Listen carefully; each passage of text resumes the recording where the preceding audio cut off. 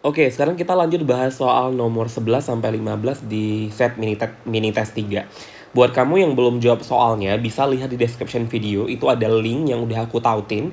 Kamu bisa buka link tersebut dan bisa lihat soalnya. Karena di video ini aku nggak cantumin lagi soalnya. Sekaligus kalau mau latihan silahkan jawab dulu, nanti baru ikutin soal pembahasan soal yang ada di video-video di dalam channel ini. Oke, kita lanjut di soal nomor 11. Ini topiknya adalah kesetimbangan kimia ya. Nah, perhatikan reaksi pembentukan glukosa. Nah, katanya glukosa dibentuk dari CO2 yang fasenya gas ditambah dengan 2C2H5OH ya. Kemudian fasenya liquid ditambah sama energi. Nah, kemudian setimbang hasilnya adalah C6H12O6 yang fasenya adalah aqueous. Nah, inilah glukosa yang dihasilkan ya. Di sini perhatikan, kalau kita lagi bahas kesetimbangan kimia, itu penting sekali untuk melihat fase. Jadi fasanya harus diperhatikan sekali. Makanya di sini aku tulisin fasenya. Nah, perhatikan bagaimanakah pernyataan yang benar mengenai persen hasil dari C6H12O6. Nah, pertanyaannya adalah persen hasil dari glukosa ini. Kalau ngomongin persen hasil berarti sama aja kayak bicarain jumlah produknya atau jadi gini, kalau persen hasilnya besar berarti produknya ada banyak ya. Jadi produknya ada banyak gitu ya. Kalau misalnya persen hasilnya kecil maka produknya sedikit begitu ya. Nah, gimana caranya agar persen hasil itu banyak atau sedikit? Apa yang kita lakukan? Maka kita memberikan perlakuan-perlakuan tertentu untuk kesetimbangan di reaksi ini. Nah, kita lihat yang A. Katanya yang A di sini yang A itu persen hasil C6H12O6 bertambah besar jika tekanan parsial diturunkan. Nah, tekanan parsial siapa? CO2. Perhatikan, saya udah bilang kalau bahas kesetimbangan kita lihat fasenya. Di sini fasenya untuk CO2 itu fasenya gas. Dan kita lihat fase aqueous. Jadi hanya dua fase ini yang mempengaruhi. Liquid, solid itu nggak mempengaruhi kesetimbangan. Nah, katanya kalau mau CO2-nya besar, tekanan parsial CO diturunkan. Nah, perhatikan ya, kalau tekanannya diturunkan, tekanan gas turun, itu yang terjadi adalah volumenya akan semakin besar. Nah, volumenya akan semakin besar ya. Kemudian otomatis kesetimbangan akan bergeser ke koefisien gas yang besar. Nah, perhatikan di sini yang ada gas hanya ada di kiri saja. Jadi tidak ada di sebelah kanan. Maka tidak ada yang lebih besar di sini. Maka nggak ada perbandingnya. Maka jawaban yang A itu udah pasti salah. Ya. Kita lanjut untuk opsi B. Opsi B, persen hasil akan naik 2 kali jika tekanan parsial CO2 di-2 kalikan. Tadi bahas ya, kalau CO2-nya misalnya tekanannya di-2 kalikan berarti tekanannya naik lah, kita bilang 2 kali. Sehingga nanti bergesernya ke koefisien gas yang lebih kecil ya. Ingat, dia kebalikan, yang lebih kecil. Sama, karena di sini nggak ada pembanding, karena gas hanya ada di kiri, maka tidak ada yang bisa dikatakan lebih besar atau lebih kecil, maka juga salah opsinya. Nah, sekarang kita lihat opsi untuk yang C ya. Nah, yang C katanya persen hasil C6H12O6 akan bertambah besar jika suhu dinaikkan. Nah, suhu dinaikkan ya, dinaikkan, apa yang terjadi? Kalau suhu naik, itu reaksi akan bergeser ke arah yang endotherm. Nah, endotherm itu perhatikan, endotherm itu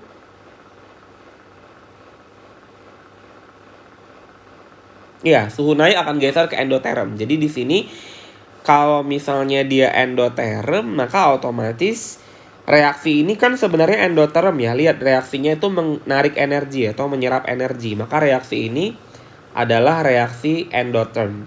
Maka akan bergeser kemana? Ke pembentukan C6H12O6. Karena reaksi ini reaksi endotherm. Maka benar, jawabannya adalah untuk yang C itu benar. Nah, sedangkan yang D, persen hasilnya akan berkurang jika suhu diturunkan. Nah, kalau suhunya turun akan geser ke eksotherm. Berarti kalau tadi reaksi ke kanannya adalah endo, sebenarnya reaksi ke kirinya adalah eksotherm. Kalau geser ke kiri berarti jumlah C6H12O6-nya makin sedikit. Yang banyak gas CO2-nya. Maka persen hasilnya turun. Maka jawabannya D juga benar. Jadi di soal nomor 11 ini ada 2 jawaban. Nggak tahu kenapa bisa jadi 2 jawaban, tapi yang jelas ini jawabannya ada 2. Oke? Nah, untuk yang E itu juga salah. Jadi silahkan dicek jawabannya. Ya. Sekarang kita akan lihat nomor 12. Nah, nomor 12 itu soalnya cerita tentang koordinat reaksi atau bagaimana mekanisme suatu reaksi berjalan. Di sini ada dalam reaksi kimia ada perubahan 2 reaksi ya. Jadi ada X, ini reaksi pertamanya adalah X menjadi Y, delta H-nya nilainya positif, sedangkan Y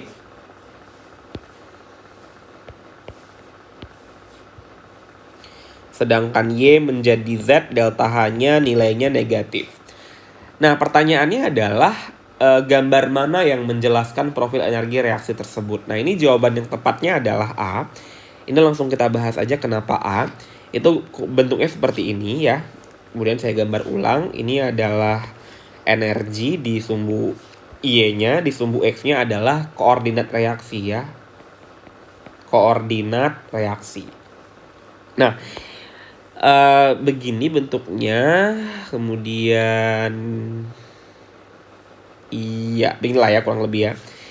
Ini X, ini Y, ini Z.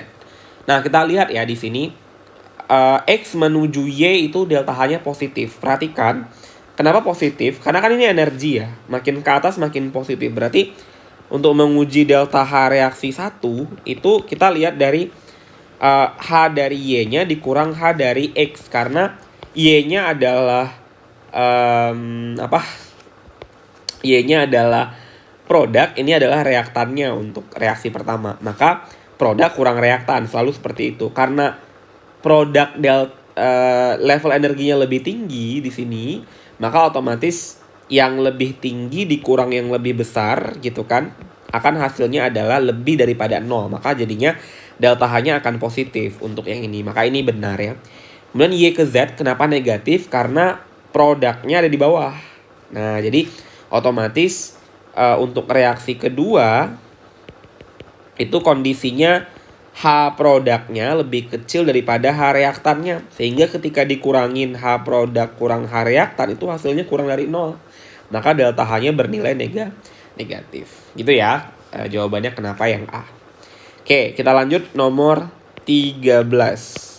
Nah, nomor 13 di sini tentang laju reaksi, ada tabel ya. Di tabel itu, ini aku bikin dulu, nih reaksinya adalah jadi reaksinya diketahui 2 NO2 gas tambah O3 ya. Gas, kemudian hasilnya adalah N2O5 gas ditambah O2 gas. Nah, di sini ada tabelnya tuh. Tabelnya aku gambar ulang ya. Ada percobaan. Kemudian konsentrasi NO2, kemudian konsentrasi ozonnya O3, kemudian V-nya lajunya. Kita bikin ini percobaan 1, 2, 3. Percobaan 1 itu 0,0015, 0,0022, 0,0022, 0,0025, 0,0025, 0,0050. Ini 4,8 kali 10 min 8, 7,2 kali 10 min 8, dan 1,4 kali 10 min 7. Oke, pertanyaannya persamaan laju reaksi yang benar. Nah, kalau pertanyaannya persamaan laju, jadi ini, kalau pertanyaannya persamaan laju, kita harus tahu orde dari masing-masing reaksi. Berarti harus cari berapa orde dari NO2 ya, berapa orde dari NO2, berapa orde dari O3. Itu harus tahu berapa.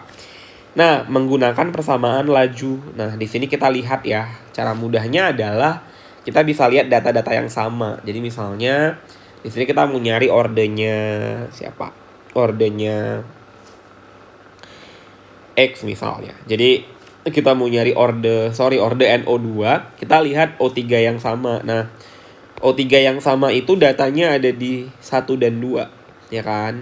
Nah, jadi kita pakai data 1 dan 2 semua untuk mencari ordenya NO2. Berarti Wait.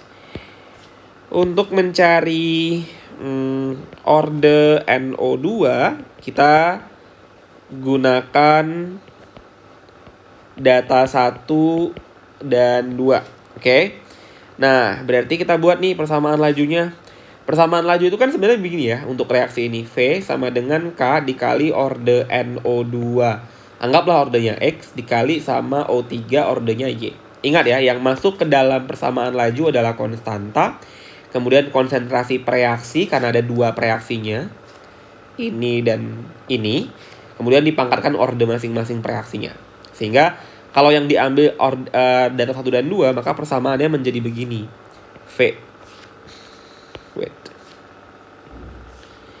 Maka persamaannya menjadi V1 dibagi V2 sama dengan K dikali orde NO2 pada data 1 pangkat orde X-nya dikali sama O3 pada data 1 ordenya Y, kemudian dibagi sama K dikali NO2 pada data kedua ordenya X dikali O3 pada data kedua ordenya Y.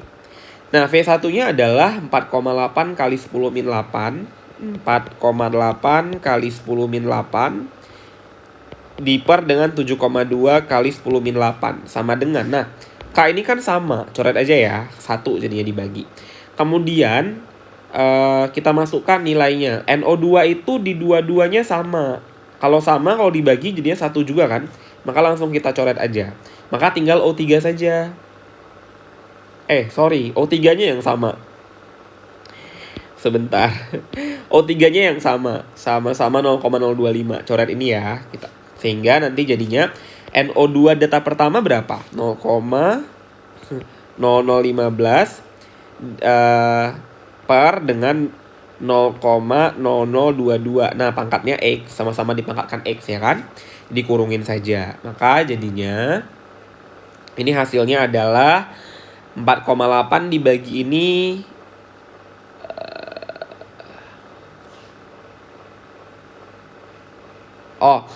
biar bisa dibagi kita balik aja ya. Kan boleh aja kalau dibalik. Jadi kita balik kan sama aja. Dua-dua dibalik tapi. Jadinya 7,2 kali 10 min 8 dibagi sama 4,8 kali 10 minus 8 gitu ya. Sama dengan 0,0022 dibagi 0,0015. Maksudku biar nggak desimal. Maksudnya biar nggak pecahan gitu. Jadi bisa bilangannya nggak pecahan.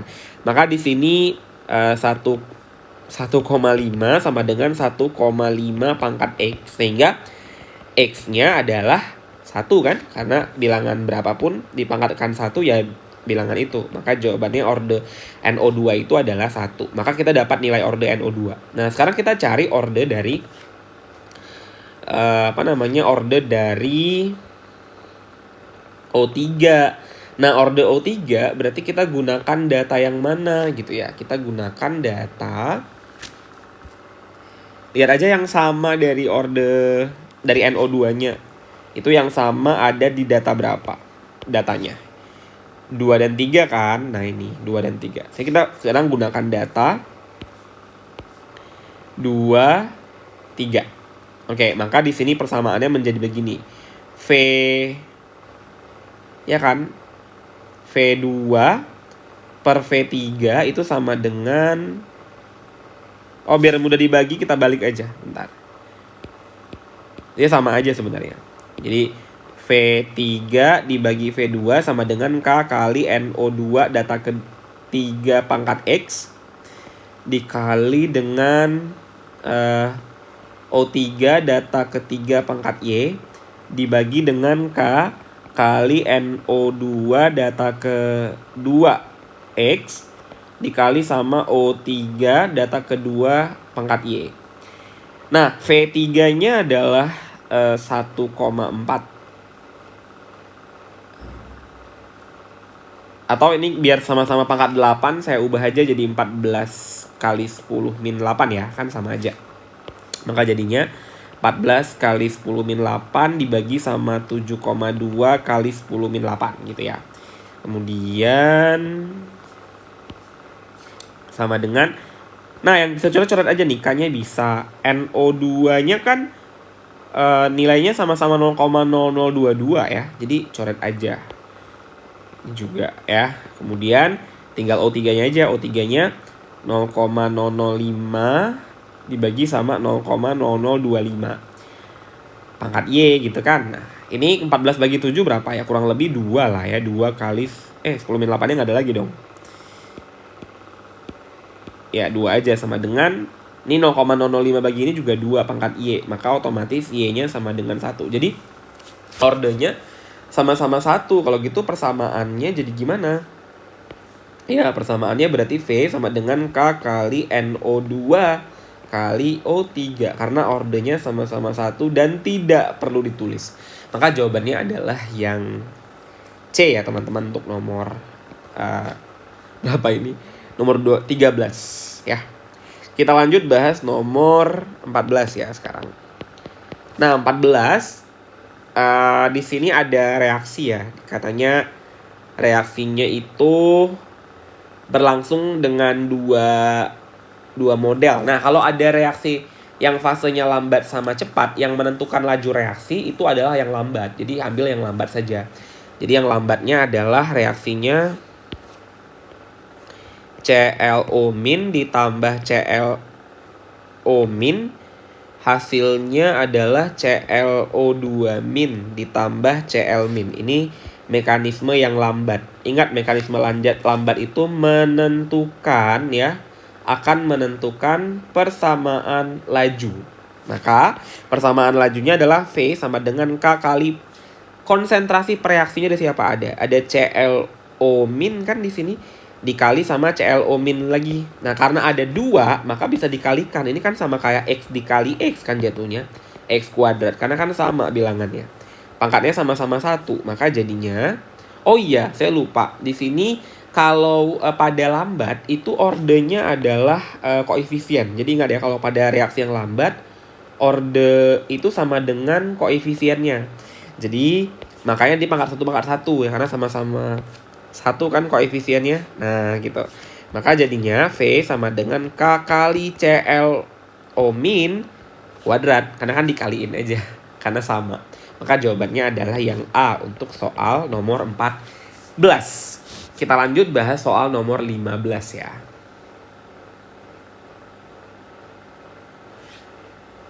Nah nomor 15 itu soalnya, bentar kita lihat dulu. Soal 15. Ya benar. Jadi katanya kesetimbangan berikut terjadi dalam campuran asam nitrat pekat dengan asam sulfat pekat. Nah menarik nih. Nomor 15. Ada kesetimbangan ya antara HNO3 pekat gitu ya ditambah sama H2SO4. Ini 2 setimbang menjadi NO2 plus ditambah 2H SO4 min ditambah H3O plus. Nah pernyataan yang benar katanya ya. Jadi kita lihat di sini.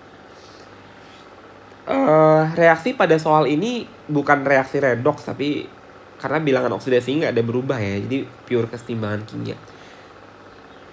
Nah katanya penambahan H2O akan mengurangi konsentrasi NO2+. Ya logikanya gini, ini kan adalah aqueous ya fasenya. Kalau penambahan air ke sistem ini ditambahin H2O, maka otomatis akan mengurangi konsentrasi karena dia jatuhnya pengenceran. Maka ini benar jawabannya. Jadi jawabannya langsung yang A sih. Jadi itu ya untuk soal ini. Kalau yang B, HNO3 dan NO2+ itu dibilangnya asam basa konjugasi salah ya. Karena kenapa salah?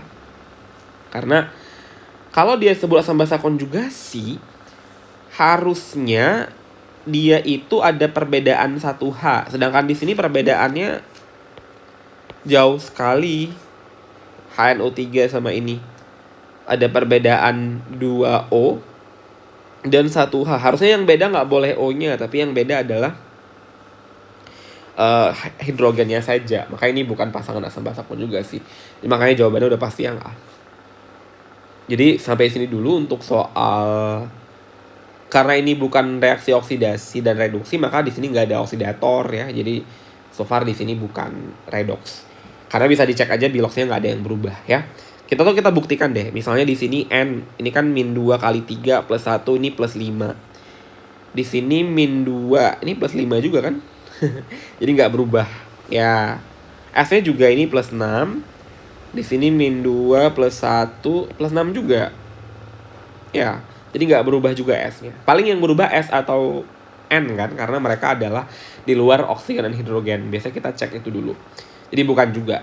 Sampai sini dulu video ini. Silahkan lanjut menonton pembahasan di part yang keempat untuk soal 16 sampai 20.